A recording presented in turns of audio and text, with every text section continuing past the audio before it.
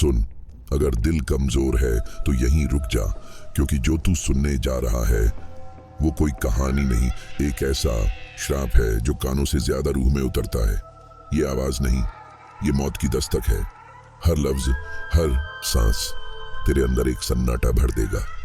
और अगर एक बार इस दुल्हन ने तुझे सुन लिया तो समझ ले, तेरी बारात तेरी अंतिम यात्रा बन सकती है। यहाँ कोई बैकग्राउंड म्यूजिक नहीं चलेगा, क्योंकि ये कोई ड्रामा नहीं, ये वो हकीकत है जिसे सुनने वाले अक्सर जीते नहीं। ये सिर्फ आवाज नहीं, ये चिता की पहली चिंगारी है। ये हवा जो अभी कानों में सरसराती है ना, इसमें किसी की पायल की जली हुई बू है। और वो ठंडी सी झुरझुरी जो अभी रीढ़ से नीचे उतरी, वो किसी मरे हुए दूल्हे की आखिरी सांस थी। शुरू करने से पहले एक बात समझ ले, ये कहानी शुरू तो होती है, लेकिन कई बार सुनने वालों की जिंदगी वहीं रुक जाती है। अब भी वक्त है, मुड़ जा, क्योंकि जिसकी बारात अमावस्या को निकलती है उसकी सुबह कभी नहीं होती। अब आवाज को कम मत कर, क्योंकि डर अब धीरे धीरे दरवाजा खटखटा रहा है और वो दुल्हन अब लौट आई है। तैयार हो तो सुन, हर अमावस्या को वो लड़की वापस आती है, सिर्फ दूल्हे को मारने। रात असामान्य रूप से शांत थी, शांतिपूर्ण नहीं, यह ऐसी शांति थी जो आपकी त्वचा को दबाती है, जो आपकी सांसों को बंधक बना लेती है, जो ऐसी बातें फुसफुसाती है जिन्हें आप सुनना नहीं चाहते। कोई कुत्ता भौंक नहीं रहा था, कोई उल्लू नहीं बोल रहा था, यहाँ तक कि झींगुर भी चहकने की हिम्मत नहीं कर रहे थे। यह ऐसी रात थी जिसमें हवा चलती है लेकिन पेड़ नहीं। और उस अप्राकृतिक शांति के बीच चांदपुर गांव स्थिर खड़ा था, जैसे कि वह कोई रहस्य छिपाए हुए था जिसे वह नहीं चाहता था कि कोई पता लगाए। नील अभी अभी शहर से लौटा था, लंबा, आत्मविश्वासी, पुरानी कहानियों और पुराने डर को खारिज करने वाला। उसने आधुनिक जीवन के अहंकार को कवच की तरह पहना हुआ था, यह सोचकर कि वह उन भूत प्रेतों की कहानियों से आगे निकल गया है जो उसकी दादी रात में फुसफुसाती थी। लेकिन गांव वाले भूले नहीं थे और न ही वह भूली थी, वह जिसका वे केवल फुसफुसाकर जिक्र करते हैं।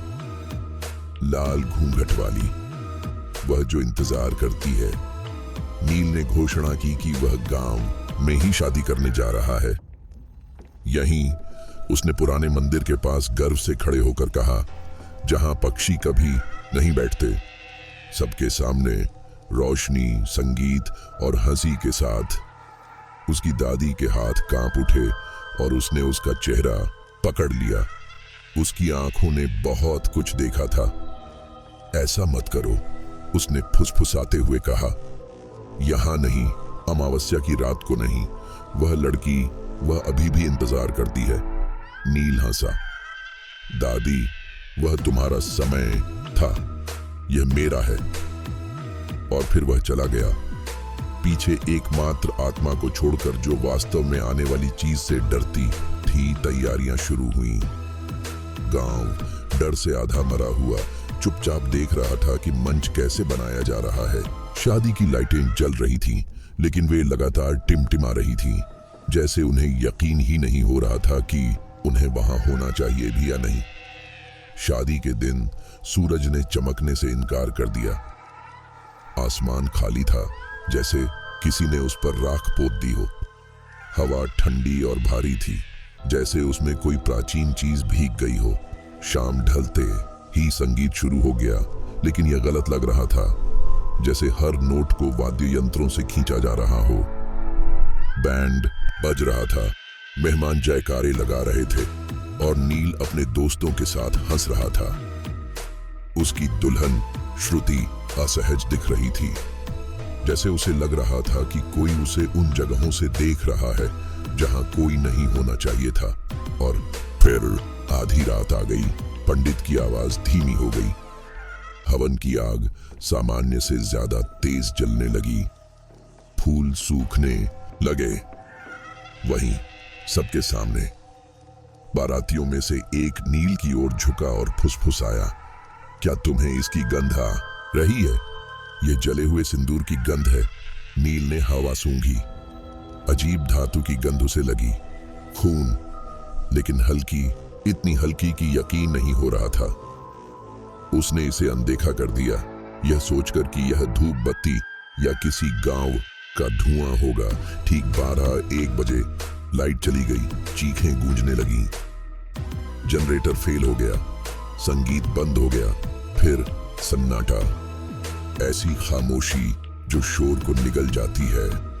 और कुछ उस खामोशी में हिलता डुलता, एक धीमी खींचती हुई आवाज। पुरानी लकड़ी पर गीले पैरों की तरह। किसी ने उसे नहीं देखा, लेकिन सभी ने उसे महसूस किया। श्रुति बेहोश हो गई। पुजारी ने हवन का चम्मच गिरा दिया और फुसफुसाया, वह यहां है। नील ने रोशनी के लिए आवाज लगाई, किसी के लिए भी, लेकिन कोई नहीं हिला। मंडप में बर्फीली हवा का झोंका आया। यह जले हुए मांस की तरह महक रही थी और फिर नील गायब हो गया। बस ऐसे ही। मैं चिल्लाता नहीं, संघर्ष नहीं करता, बस चला गया। अगली सुबह सूरज अभी भी उगने से इनकार कर रहा था। गांव वालों ने एक खोज दल बनाया। हिचकिचाते हुए, कांपते हुए उन्होंने उसे पुरानी झील में पाया, जो परित्यक्त स्कूल के पीछे थी। वह मुंह के बल तैर रहा था। जब उन्होंने उसे पलटा तो उनमें से सबसे मजबूत व्यक्ति को भी उल्टी आ गई। नील की आंखें खुली हुई थीं, लेकिन वे गायब थीं। खोखली आंखें आसमान की ओर देख रही थीं। उसके होंठ एक जमी हुई मुस्कान में बदल गए थे, एक ऐसी मुस्कान जो उसकी नहीं थी। उसका सीना जल रहा था, मानो किसी ने उसके दिल पर लाल गर्म दुल्हन की बिंदी दबा दी हो। उसके माथे पर ताजा सिंदूर था, लेकिन यह श्रुति का नहीं था। यह अंधेरा था, लगभग काला, और खून की तरह महक रहा था। किसी ने एक शब्द भी नहीं कहा। उन्हें कहने की जरूरत नहीं थी, क्योंकि उस पल झील फुसफुसाई, मुझे मेरा दूल्हा मिल गया। लोग भागे, चीखे, रोए, लेकिन वह आवाज, वह धीमी फुसफुसाती फुसफुसाहट गांव में गूंज उठी, जैसे कोई श्राप जगा रहा हो। उस रात किसी ने दावा किया कि उन्होंने दुल्हन के जोड़े में एक महिला को देखा, छतों पर नंगे पांव चलते हुए। उसका घूंघट उसके पीछे घसीट रहा था, जो किसी मोटी और लाल चीज में भीगा हुआ था। और उन्होंने कसम खाई, वह शादी का गाना गुनगुना रही थी। कोई भी उसका नाम लेने की हिम्मत नहीं करता, कोई भी नील के बारे में बात करने की हिम्मत नहीं करता। उसके घर से उसकी फोटो हटा दी गई, श्रुति को भेज दिया गया, मंडप तोड़ दिया गया, मंदिर को सील कर दिया गया। लेकिन अमावस्या फिर आती है और वे कहते हैं कि वह उसके साथ आती है। वे कहते हैं कि वह अगले दूल्हे का इंतजार करती है, धैर्यपूर्वक, प्रेम पूर्वक। भूख से चांदपुर गांव में अब शादियां नहीं होती, और अगर कोई पूछे कि क्यों, आपको बस उस झील के पास ध्यान से सुनने की जरूरत है, क्योंकि अब भी अगर आप हिम्मत करके पास जाते हैं, आपको एक आवाज सुनाई दे सकती है, नरम, स्त्रैण, दूर, मेरा दूल्हा कहां है? और फिर सन्नाटा। चांदपुर में अब कोई भी नील के बारे में बात नहीं करता, इसलिए नहीं कि वे भूल गए, बल्कि इसलिए कि उसकी याद हवा में बसी हुई थी। उसके घर पर ताला लगा हुआ था, शादी का मंडप तोड़ दिया गया था, उसकी दुल्हन श्रुति को अगले दिन सूर्यास्त से पहले ले जाया गया। अभी भी बेहोश, अभी भी कुछ ऐसा बुदबुदा रही थी जिसे कोई नहीं समझ सकता था। और झील, कोई भी उसके पास जाने की हिम्मत नहीं कर पाया। लेकिन कहानियों का अपना एक तरीका होता है। और शहर में ट्यूबलाइट और इंटरनेट सिग्नल से भरे एक व्यस्त छोटे से फ्लैट में नील के सबसे अच्छे दोस्त विवेक को समझ में नहीं आया कि उसने क्या सुना। क्या वह डूब गया? तुम्हारा क्या मतलब है कि उसका चेहरा जल गया था? रुको, एक मरे हुए आदमी के माथे पर सिंदूर, इन सब में से कोई भी बात सही नहीं थी। नील अंधविश्वासी नहीं था, वह व्यावहारिक था। अगर वह डरता तो कुछ कहता, विवेक ने शादी से ठीक 2 दिन पहले उससे बात की थी। नील ने पूरी अमावस्या दुल्हन बकवास को हंसी में उड़ा दिया था। तो फिर उसके जैसा आदमी अपनी शादी के बीच में कैसे गायब हो सकता है और इस तरह पाया जा सकता है? विवेक ने एक छोटा सा बैग पैक किया, शहर के शोर को पीछे छोड़ा और सीधे चांदपुर की ओर चल पड़ा। उसे परवाह नहीं थी कि दूसरे क्या कहते हैं, उसे जवाब चाहिए था। वह शाम ढलने से कुछ समय पहले गांव पहुंचा। पहली चीज जो उसने देखी वह थी शांति। शांतिपूर्ण नहीं, ग्रामीण नहीं, बस गलत। यहां तक कि पेड़ भी सुन रहे थे। हवा पत्तों के बीच से सरसराहट नहीं कर रही थी, यह चेतावनी की तरह उसके कानों पर दबाव डाल रही थी। गांव वालों ने मुश्किल से उसकी ओर देखा। जिन चंद लोगों ने देखा, उन्होंने जल्दी से अपना सिर दूसरी ओर घुमा लिया। यह उससे नहीं डर रहा था, यह उसके लिए डर था। वह सीधे नील के घर गया। अंदर धूल जमने लगी थी, आधे अधूरे सूटकेस, शादी की सजावट अभी भी एक कोने में पड़ी थी। नील और विवेक की एक फ्रेम वाली तस्वीर, जिसमें नील का चेहरा रहस्यमय तरीके से कांच से टूटकर बाहर आ गया था। वह उसे बहुत देर तक देखता रहा। दरार नील की मुस्कान के ठीक सामने बन गई थी। उस रात विवेक सो नहीं सका। हवा में कुछ ऐसा था, ऐसा लग रहा था जैसे पानी में सांस ले रहा हो। रात के करीब 2:30 बजे जब वह सोने ही वाला था, उसने यह सुना। वह खिलखिलाती है नरम महिला खिड़की के बाहर से आ रही है। वह स्तब्ध रह गया। पर्दा हिल गया। हवा नहीं चल रही थी और उस पल हवा पूरी तरह से शांत हो गई। कीड़े नहीं, कुत्ते नहीं, कुछ भी नहीं, बस वह नरम खिलखिलाहट। उसके बाद हल्की सी आवाज, खाने के लिए बहुत कम है। विवेक खिड़की पर कूद गया और बाहर देखने लगा और वह वहां थी, खड़ी थी। आंगन के किनारे पर एक लड़की थी, लंबे बाल, नंगे पांव, सफेद दुल्हन का लहंगा पहने हुए जो चांदनी में ठंड की तरह चमक रहा था। वह हिली नहीं। उसका सिर थोड़ा झुका हुआ था, जैसे वह दूर से कुछ सुन रही हो। विवेक का दिल जोर से धड़क रहा था। उसने पलकें झपकाईं। बस 11 बज रहे थे। वह जा चुकी थी। कोई पदचाप नहीं, कोई सरसराहट नहीं, कोई निशान नहीं। वह बाहर भागा, हर कोने को छान मारा। कुछ नहीं, लेकिन छन छन की आवाज अभी भी उसके कानों में गूंज रही थी। अगली सुबह वह पुराने मंदिर में गया। गांव वालों ने उसे वहां न जाने की चेतावनी दी थी। कहा कि नील की मौत के बाद से कोई भी उसके पास नहीं गया था। कहा कि उसे सील कर दिया गया था। कहा कि उन्होंने कुछ सुना था, लेकिन विवेक ने उन पर विश्वास नहीं किया। वह सत्य में विश्वास करता था और सत्य, उसे यकीन था, उन बंद दरवाजों के पीछे कहीं दफन था। मंदिर एक शरीर की तरह खड़ा था, परित्यक्त, मैल से लथपथ, यहां तक कि अंदर के देवता भी दूर देखते हुए लग रहे थे। वह निचली 4 दीवारी पर चढ़ गया। उसका दिल धड़क रहा था। पत्थर में कुछ ठंडा महसूस हो रहा था, सिर्फ सतह पर नहीं, अंदर से ठंडा। उसने अंदर कदम रखा। फर्श चरमराया। पुराने फूलों की पंखुड़ियां रास्ते पर बिखरी हुई थीं। हवा में कुछ ऐसा था जो धातु जैसा था। जंग और सड़ांध। वह मुख्य गर्भगृह की ओर गहराई में चला गया और फिर उसने उसे फिर से देखा, इस बार करीब से, साफ। वह मूर्ति के पास खड़ी थी। उसकी पीठ उसकी ओर थी। बाल कमर तक लटक रहे थे। वही सफेद लहंगा, अब दागदार, कीचड़ और कुछ और गहरा। वह बोलना चाहता था, लेकिन उसका गला सूख गया था। उसने धीरे धीरे अपना सिर घुमाया और मुस्कुराई। उसका चेहरा पीला था, अस्वाभाविक रूप से चिकना, और उसकी आंखें नहीं थीं।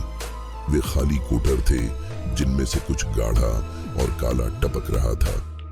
उसकी मुस्कान होंठों से कहीं ज्यादा चौड़ी हो गई थी। उसने भागने की कोशिश की, लेकिन दरवाजे बंद हो गए। हवा जम गई। मंदिर के दियों की लपटें एक एक करके बुझ गईं। उसने दरवाजा खटखटाया, चिल्लाया, मदद के लिए पुकारा, लेकिन गांव में सन्नाटा था, एक भी कैमरा नहीं। उस रात विवेक को फिर किसी ने नहीं देखा। सुबह तक, जब मंदिर के दरवाजे फिर से खुले पाए गए और पुजारी चिल्लाया, वहां मुख्य मूर्ति पर, जहां कभी मालाएं रखी जाती थीं, विवेक का सिर था, आंखें खुली हुई थीं, मुंह टेढ़ा था और माथे पर सिंदूर, ताजा, खून जैसा लाल। उसका शरीर बगल के एक कमरे में छत के पंखे से लटका हुआ था, झूल रहा था, चरमरा रहा था, ऐसे झूम रहा था जैसे किसी प्राचीन धुन पर नाच रहा हो, जिसे सिर्फ मृतक ही सुन सकते थे। मंदिर की दीवार पर खून से लिखे शब्द थे, मुझे मेरा दूल्हा चाहिए, अब तुम्हारी बारी है। पूरा गांव इकट्ठा हो गया, कोई भी नहीं बोला। माताओं ने अपने बच्चों की आंखें ढंक लीं, बुजुर्ग भूली हुई प्रार्थनाएं बुदबुदा रहे थे। पुजारी बेहोश हो गया। कुछ लोगों ने दावा किया कि उन्होंने दूर से फिर से पायल की आवाज सुनी। दूसरों ने कहा कि उन्होंने मंदिर की छत के ऊपर घूंघट फड़फड़ाते देखा, लेकिन किसी ने भी इनकार नहीं किया। वह सच था। दुल्हन के जोड़े में लड़की, और उसका काम अभी खत्म नहीं हुआ था, क्योंकि अब उसने सिर्फ चांदपुर से अपने दूल्हे का चयन नहीं किया था। अब वह बाहरी लोगों को भी चुन रही थी, और कोई नहीं जानता था कि अगला कौन था। यहां तक कि आप भी नहीं। उन्हें लगा कि यह रुक जाएगा। नील के बाद, विवेक के बाद, उन्हें लगा कि चुप्पी का मतलब होगा कि अभिशाप थक गया है। लेकिन जब आप इसे अनदेखा करते हैं तो डर नहीं मरता, यह चुप्पी से ही बढ़ता है। चांदपुर गांव पहले जितना लंबा नहीं था। दुकानें जल्दी बंद हो जाती थीं। बच्चे अंधेरा होने के बाद बाहर नहीं खेलते थे। शादियां बिल्कुल बंद हो गई थीं। परिवार चले गए। नए लोगों ने वहां बसने से मना कर दिया। ऐसा लग रहा था जैसे कोई प्राचीन चीज वापस आ गई हो और जाने से मना कर रही हो। लेकिन गांव के मुखिया, मास्टर प्रधान ने इस पर विश्वास करने से मना कर दिया। वह तर्क करने वाले व्यक्ति थे, गर्व करने वाले, और सबसे बढ़कर उन्हें इस बात से नफरत थी कि लोग कैसे फुसफुसाते थे कि चांदपुर अभिशप्त है, कि उनका गांव किसी भूत दुल्हन की गिरफ्त में है। भूत नहीं होते, वह कहता था। कायर उन्हें बनाते हैं। उसका बेटा अंकुर कुछ महीने पहले ही लंदन से लौटा था। शिक्षित, आधुनिक, थोड़ा घमंडी, ठीक वैसे ही जैसे नील कभी हुआ करता था। और गांव के डर को हमेशा के लिए खत्म करने के लिए मास्टर प्रधान ने एक चौंकाने वाली घोषणा की, मेरे बेटे की शादी यहीं होगी, इसी मैदान में, इसी मंडप में, इसी मंदिर में। हम चांदपुर में खुशियां वापस लाएंगे। लोगों ने उनसे ऐसा न करने की विनती की। बुजुर्गों ने विनती की, महिलाएं रोईं, लेकिन कोई भी मास्टर प्रधान को मना नहीं कर सका। तैयारियां फिर से शुरू हुईं। एक नया मंच बनाया गया, ठीक उसी जगह जहां नील गायब हो गया था। लाइटें लगाई गई, संगीत की व्यवस्था की गई, लोगों को आने के लिए पैसे दिए गए, क्योंकि कोई भी स्वेच्छा से नहीं आने वाला था। उन्हें दुल्हन से डरने से ज्यादा पैसे की जरूरत थी, लेकिन डर सिर्फ संगीत बजाने से नहीं सोता। अंकुर उत्साहित था। उसकी होने वाली दुल्हन श्रद्धा दिल्ली से आई थी, सुंदर, आकर्षक, थोड़ी घबराई हुई। उसने गांव की कहानी के केवल अंश सुने थे और अंकुर ने उसे हंसाकर टाल दिया। भूत दुल्हन, डार्लिंग, ये तो बस स्थानीय लोक कथा है। तुम मुझसे शादी कर रही हो, किसी चुड़ैल से नहीं। वह मुस्कुराई, लेकिन वह यह नहीं समझा पाई कि उसे हर समय ठंड क्यों लगती थी, यहां तक कि तेज धूप में भी। उसकी मेहंदी ठीक से क्यों नहीं लग रही थी? क्यों उसके सपने एक औरत से भरे हुए थे जो बार बार कुछ फुसफुसा रही थी? ऐसी आवाज में जो टूटे हुए कांच की तरह लग रही थी, उसे मुझे दे दो। शादी की रात आ गई। दूर से देखने पर चांद बादलों के पीछे छिप गया। हवा शांत थी और शादी का मैदान फिर से बनाया गया और फिर से रंगा गया। खुशनुमा लग रहा था, लेकिन नए फूलों और साफ कालीनों के नीचे पिछले मंडप से खून अभी भी लगा हुआ था। सिर्फ जमीन को याद था और वह गुस्से में थी। जैसे ही मेहमान इकट्ठा हुए, हवा में एक अजीब सी बेचैनी भर गई। रोशनी फिर से टिमटिमाने लगी, ठीक वैसे ही जैसे नील की शादी में थी। उसी पंडित को बुलाया गया। हालांकि वह बहुत जल्दी बूढ़ा हो गया था और हर मंत्र का उच्चारण करते समय उसके हाथ कांप रहे थे। लेकिन उसे पैसे की जरूरत थी और उसे विश्वास नहीं था कि वह किसी भी तरह से रात को बच पाएगा। श्रद्धा लाल कपड़े पहने हुए थी, उसका चेहरा ढका हुआ था, उसकी चूड़ियां धीरे धीरे खनक रही थीं। अंकुर खड़ा था, मुस्कुरा रहा था, आत्मविश्वास से भरा हुआ था, यहां तक कि मजाक भी कर रहा था। जैसे ही वे पवित्र अग्नि के चारों ओर बैठे, वह अस्वाभाविक रूप से छटक गई, बहुत तेज। वह चीज, पुजारी ने अनुष्ठान शुरू किया। पहला दौर, दूसरा, तीसरा और फिर यह शुरू हुआ। लपटें टिमटिमाने लगी, धुआं काला हो गया, संगीत प्रणाली में चिंगारी निकली और वह बुझ गई। और फिर सन्नाटा। कोई पक्षी नहीं, कोई हवा नहीं, बस वही सन्नाटा जो दम घोंट देता है। पंडित बीच में ही ठिठक गया। अंकुर उसकी ओर मुड़ा। तुम रुक क्यों गए? पंडित ने कोई जवाब नहीं दिया। उसकी आंखें चौड़ी थीं। वह श्रद्धा को घूर रहा था और धीरे धीरे धीरे धीरे सबने मुड़कर देखा। वह हिली नहीं, सिर अभी भी झुका हुआ था, घूंघट अभी भी था, लेकिन उसकी चूड़ियां चमक रही थीं, एक हल्का लाल रंग। और उस चमक के बीच से धुआं उठने लगा। लोग चीखने लगे, लेकिन श्रद्धा नहीं हिली। उसने थोड़ा फुसफुसाया, 3 शब्द बार बार, उसे मुझे दे दो, उसे मुझे दे दो, उसे मुझे दे दो। अब अंकुर पीछे हट गया। सम्मान। उसने कोई जवाब नहीं दिया, वह बस गाती रही। और फिर आग विस्फोट हुआ। पूरा मंडप लाल रंग में चमक उठा। लोग इधर उधर भाग रहे थे, कुर्सियों पर गिर रहे थे, खून से लथपथ पंखुड़ियों पर फिसल रहे थे। और इस सब के बीच में अंकुर चिल्लाया। वह जल रहा था, लेकिन लपटें सामान्य नहीं थीं, वे उसके भीतर से आ रही थीं, उसकी आंखों से, उसके गले से। वह तड़पता हुआ जमीन पर गिर पड़ा। उसकी शेरवानी फाड़ने की कोशिश कर रहा था, लेकिन आग उसके कपड़ों को नहीं छू पाई। इसने सिर्फ उसके शरीर को जलाया। पंडित ने भागने की कोशिश की, लेकिन ठोकर खाकर उसका सिर टकराया। बिना हिले डुले श्रद्धा आखिरकार गिर पड़ी, लेकिन उसका चेहरा मुस्कुरा रहा था। अंकुर फिर चिल्लाया। उसकी आवाज कच्ची थी और फिर कुछ बदल गया। उसकी आंखें फट गईं, गर्मी से नहीं, डर से और मरने से ठीक पहले। उसके झुलसे होठों से आखिरी सांस निकलने से ठीक पहले उसने एक नाम बुदबुदाया। रूपा, रूपा।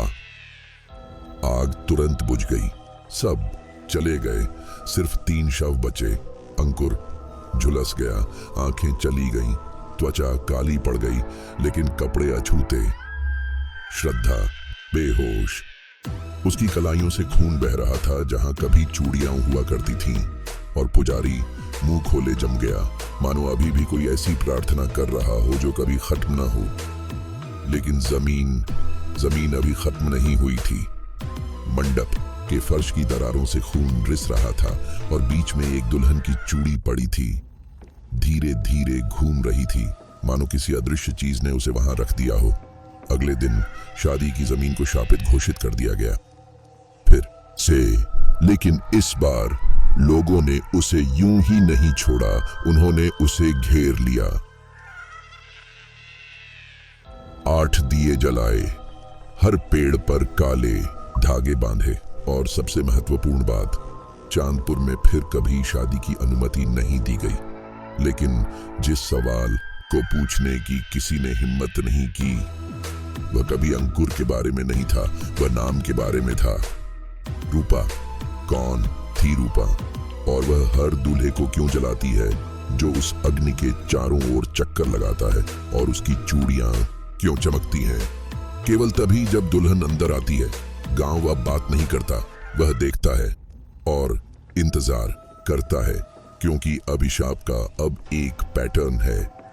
हर साल, हर शाम लगभग 10 जमीन ने आग और खून का स्वाद चखा है, और रूपा अभी भी इंतजार कर रही है अपने असली दूल्हे के लिए। और शायद अगली बार ये शादी नहीं होगी, शायद वह आपके घर आएगी और अपने साथ मंडप लेकर आएगी। बात बहुत आगे बढ़ गई थी। पूरा गांव डर में डूब रहा था, जैसे कि वह दलदल हो। नील की जलती हुई लाश झील में तैरने के बाद, विवेक का कटा हुआ सिर मंदिर में मिलने के बाद, और अंकुर द्वारा मंडप में जिंदा जलते हुए रूपा का नाम चिल्लाने के बाद लोगों ने दिखावा करना बंद कर दिया। उन्होंने सवाल नहीं पूछे, उन्होंने घोषणाएं नहीं की, उन्होंने बस सामान समेटा और चले गए। चांदपुर एक मृत गांव में बदल रहा था। एक समय में एक घर, एक समय में एक सांस, और फिर भी हर अमावस्या एक मौत। हमेशा पुरुष, हमेशा अजीब, हमेशा खून से लथपथ बच्चे विकृत पैदा होते थे। जानवरों ने पुराने विवाह स्थल में प्रवेश करने से इनकार कर दिया, और हर कोई जानता था वह अभी भी यहाँ चलती है, सफेद कपड़े पहने दुल्हन। लेकिन किसी ने उसका नाम फिर से नहीं लिया, सिवाय एक आदमी के। वह अगली अमावस्या से ठीक पहले आया, भगवा वस्त्र पहने, उसकी आंखें राख से काली हो गईं। उसका नाम तांत्रिक शिवनाथ था। वह टोटके या नकली कर्मकांड करने वाला व्यक्ति नहीं था। उसकी गंध जलती हुई हड्डियों और नीम के पत्तों जैसी थी। उसके नाखून काले थे और उसके मंत्र प्रार्थना की तरह नहीं लगते थे, वे शाप की तरह लगते थे। वह लोगों से बात नहीं करता था, वह छायाओं से बात करता था। लोगों ने कहा कि वह एक बार 9 साल तक श्मशान में रहा और मृत्यु के अलावा किसी और चीज पर ध्यान नहीं देता था। जब गांव के मुखिया, अब एक डरे हुए बूढ़े व्यक्ति जिसके बाल सफेद हो चुके थे और कोई बेटा नहीं था, ने उनसे उन्हें बचाने की विनती की, तो शिवनाथ फटे होठों से मुस्कुराया और फुसफुसाया, वह बचाना नहीं चाहती, वह पूरा करना चाहती है जो कभी पूरा नहीं हुआ। उस रात शिवनाथ ने कुछ नहीं खाया, पलकें भी नहीं झपकाईं। वह नंगे पैर गांव के पीछे पुराने कब्रिस्तान में चला गया, जहां चीख पुकार शुरू होने के बाद से कोई नहीं गया। वह वहीं खड़ा था, एक गंभीर व्यक्ति के ठीक बगल में। उस पर केवल पिघली हुई कांच की चूड़ियां, काला पड़ा हुआ सिंदूर और मिट्टी के नीचे दबा फटा हुआ लाल कपड़ा था। रूपा, वह वही थी, यह उसका स्थान था। कोई नहीं जानता था कि उसकी कहानी कैसे शुरू हुई, सिर्फ कुछ अंश। कुछ कहते हैं कि उसकी सगाई गांव के ही एक आदमी से हुई थी। दूसरों का कहना है कि दूल्हा कभी नहीं आया, एक रात पहले ही भाग गई, और गुस्से में उसके पिता ने उस पर मिट्टी का तेल डाला, घर बंद कर दिया और उसे जलने दिया, ताकि कोई उसे अभगुन न कहे। एक बेइज्जत बेटी अमावस्या के दिन दुल्हन के लिबास में जिंदा जला दी गई। उसकी चीखें कभी धरती से नहीं उतरी, और अब वह दूसरों के बीच चीख रही थी। शिवनाथ ने आधी रात को अनुष्ठान शुरू किया। खोपड़ियों, अग्नि के घेरों और खून से सने पत्थरों से घिरे हुए वह क्रॉस लेग बैठे और अंधेरे में फुसफुसाए, वह अधूरी है, उसकी सांसें इस दुनिया और उस दुनिया के बीच फंसी हुई हैं। उसका सुहाग चुरा लिया गया, और अब वह हर अमावस्या को एक नया सुहाग लेती है। वह उसे नष्ट करने की कोशिश नहीं कर रहा था, वह उसे समझने की कोशिश कर रहा था। हवा ठंडी हो गई, जमीन कांपने लगी, उसके आसपास की मोमबत्तियां टिमटिमाने लगी, और कब्र से एक हाथ निकला, पीला, पंजों वाला, दुल्हन की चूड़ियां पहने हुए, और फिर उसका पूरा रूप वह तैरती नहीं थी, यह गुलाब है, धीरे धीरे, जैसे कोई भूली हुई चीज यादों में वापस आ रही हो।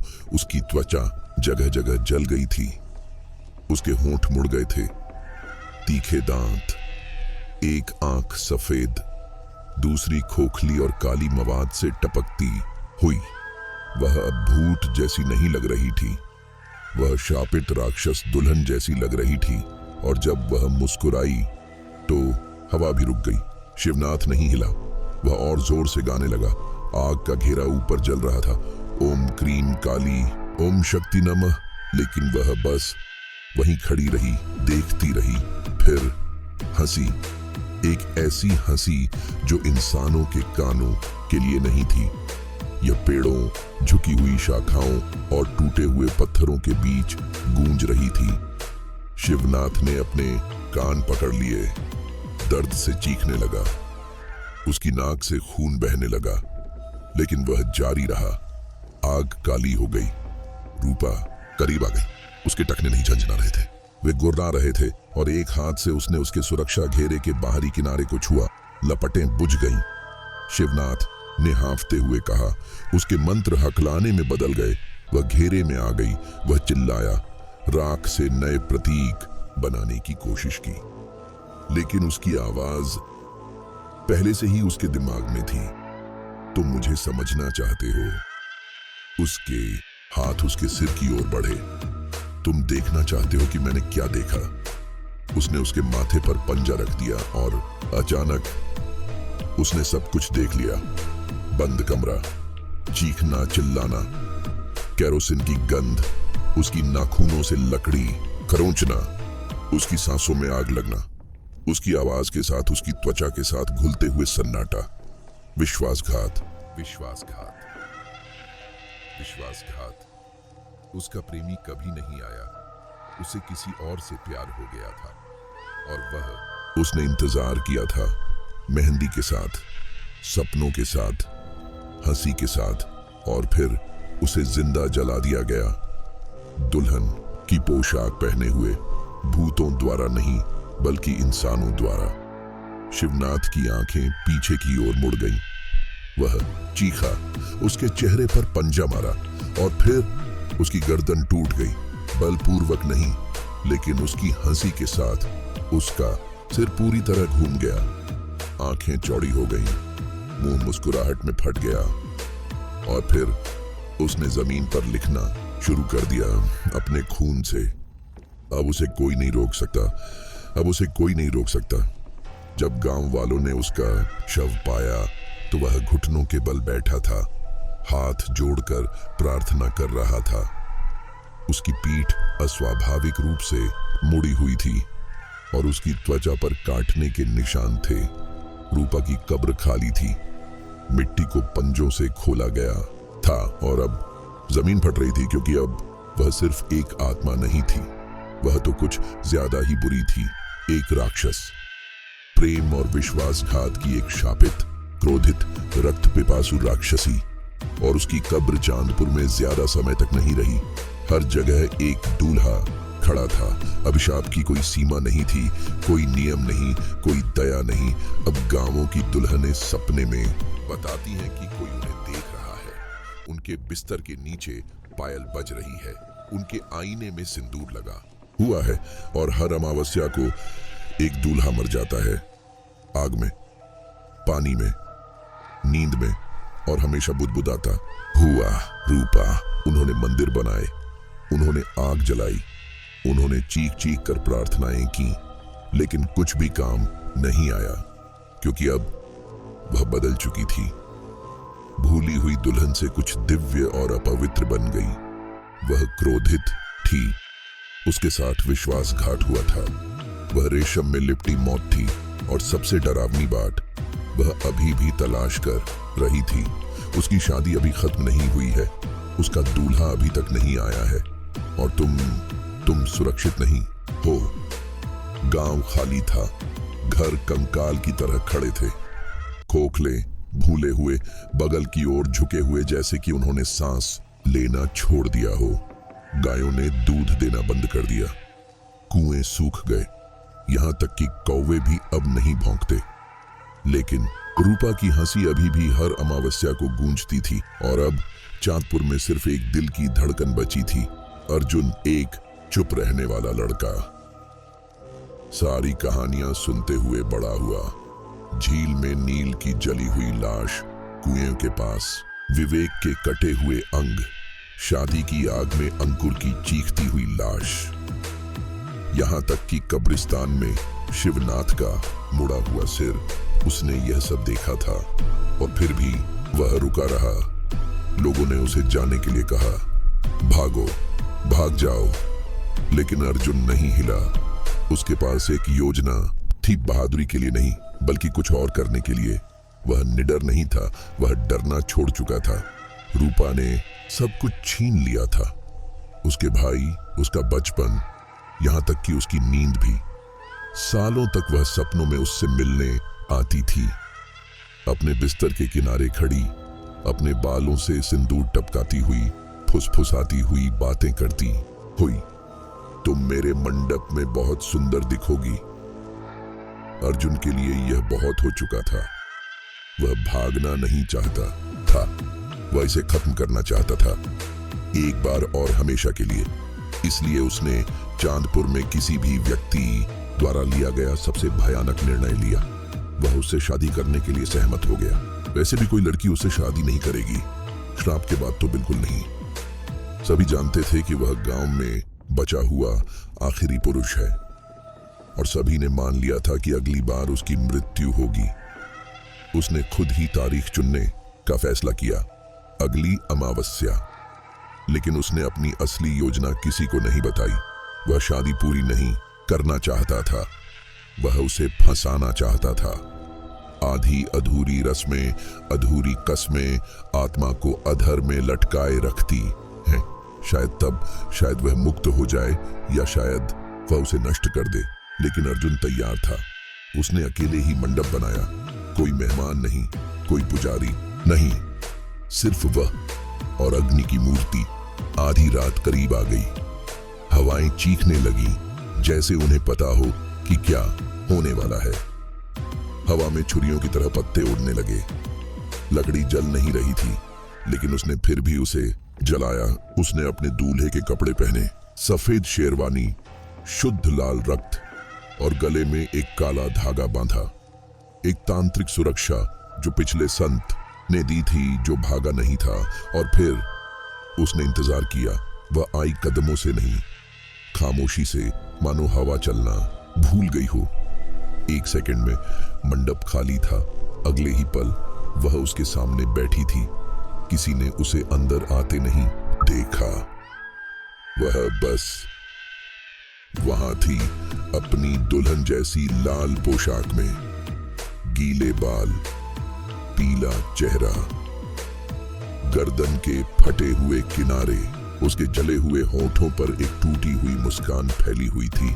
और फिर भी वह खूबसूरत लग रही थी, भयानक रूप से खूबसूरत, जैसे मौत को सुंदर बना दिया गया हो। उसकी आंखें अर्जुन पर टिकी थीं।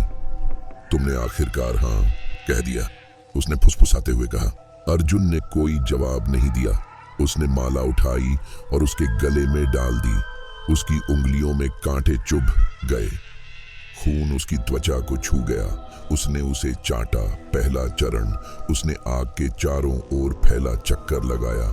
कुछ नहीं हुआ, बस आग से अजीब हरी लपटें निकल रही थीं। दूसरा चरण, उसने देखा कि उसके पैर जमीन को नहीं छू रहे थे। वह तैर रही थी, लेकिन उसकी पायल अभी भी बज रही थी, नरम, धातु जैसी, अप्राकृतिक। तीसरा चरण, उसे पसीना आने लगा। हवा गर्म हो गई, बहुत गर्म, जैसे वह श्मशान की चिता में चल रहा हो। वह उसकी ओर देखने के लिए मुड़ा। वह कहीं नहीं चली, वह फिसल रही थी। और फिर चौथा चरण, आग भड़क उठी। सब कुछ काला हो गया, दुनिया गायब हो गई, यहां तक कि आवाज भी गायब हो गई। अर्जुन सांस नहीं ले पा रहा था, हिल नहीं पा रहा था।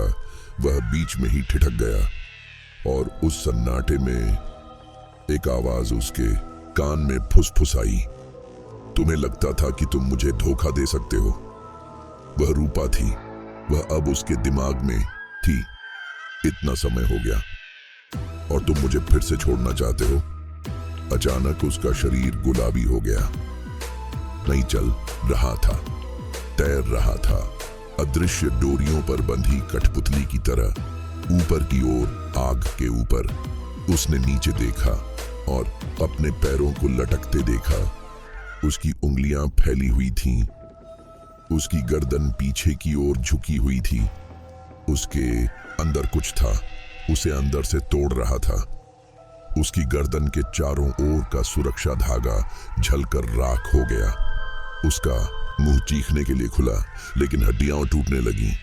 एक एक करके उसकी रीढ़ की हड्डी टहनी की तरह मुड़ गई। उसकी बाहें पीछे की ओर मुड़ गईं।